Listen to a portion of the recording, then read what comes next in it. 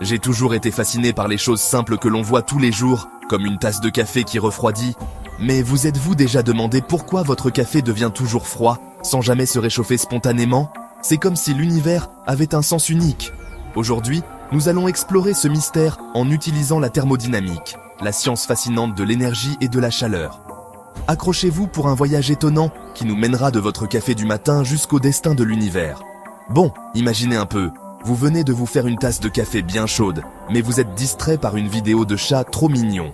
Quand vous revenez, oh non, votre café est froid. Mais pourquoi cela arrive-t-il toujours? Et surtout, pourquoi cela ne se passe-t-il jamais dans l'autre sens? Il ne s'agit pas seulement de pause café gâchée. C'est en fait, une fenêtre sur l'un des principes les plus fondamentaux de notre univers.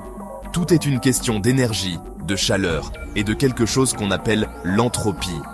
Commençons par les bases. Qu'est-ce que la chaleur exactement? Eh bien, au niveau microscopique, la chaleur n'est autre que le mouvement des particules. Plus quelque chose est chaud, plus ces particules s'agitent.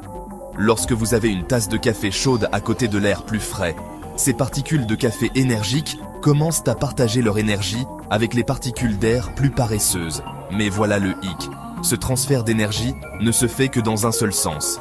Le café chaud donne de l'énergie à l'air froid, et non l'inverse. Maintenant, faisons connaissance avec les trois mousquetaires du refroidissement. La conduction, la convection et le rayonnement. Ce sont les trois façons dont la chaleur peut se transférer d'un endroit à un autre. La convection, quant à elle, est une question de mouvement. L'air chaud monte au-dessus de votre café, emportant la chaleur, tandis que l'air plus frais s'engouffre pour prendre sa place. Enfin, nous avons le rayonnement. C'est lorsque la chaleur se propage sous forme d'ondes électromagnétiques. Aucun contact physique n'est nécessaire. Votre café brille en fait de rayonnement infrarouge, mais nous ne pouvons pas le voir à l'œil nu.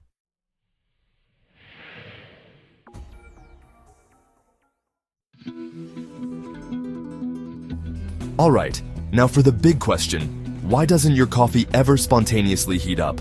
This is where we need to talk about the second law of thermodynamics.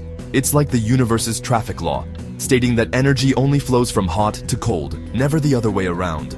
But why? Well, it all comes down to probability. Think about it this way. Imagine you have a box divided in half, with 100 bouncing balls all starting on one side. If you let it shake around, eventually the balls will spread out to both sides, right? This brings us to one of the most fascinating concepts in physics, entropy. Entropy is basically a measure of how spread out or disordered energy is. And here's the kicker. In our universe, entropy always increases over time. It's like nature has a talent for making things messy, but is really bad at cleaning up. Think of it like your bedroom. It's easy for it to get messy. You just throw things around, but cleaning it up takes work and energy. The same goes for heat. It's easy for heat to spread out, increasing entropy, but getting it to concentrate again would take extra energy from somewhere else. Now, this is where things get really wild. This principle doesn't just apply to coffee, it's a fundamental rule of the entire universe. From the smallest atoms to the largest galaxies, everything is subject to this law of increasing entropy. It's like the entire cosmos is slowly cooling down, just like your coffee. This leads us to a mind-bending concept, the heat death of the universe. Imagine if we fast forward trillions and trillions of years. Eventually, all the energy in the universe will be evenly spread out. No more stars, no more galaxies, just a vast, lukewarm nothingness. It's like the ultimate cold coffee scenario. But wait, don't panic. This heat death is incredibly far in the future, and there's still a lot we don't understand about the universe. Some scientists are exploring ideas that might change this picture, like dark energy or quantum fluctuations. The universe might have some tricks up its sleeve that we haven't discovered yet.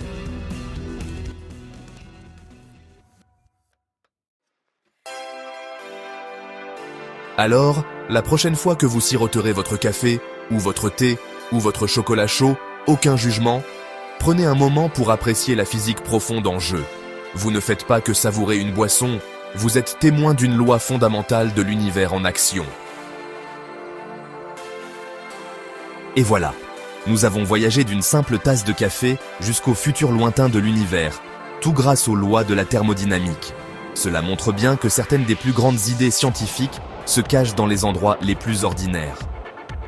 Alors, gardez l'œil ouvert, restez curieux, et qui sait quelle découverte époustouflante vous pourriez faire dans votre propre cuisine.